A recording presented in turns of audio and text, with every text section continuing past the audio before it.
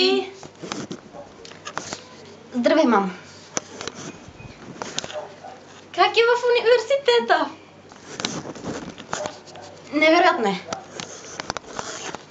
А квартирата как е? Хубава, спретната, както виждате. Храниш ли се добре, мамо? Да, мамо, 3 пъти дневно с пресни плодове, зеленчуци от магазина.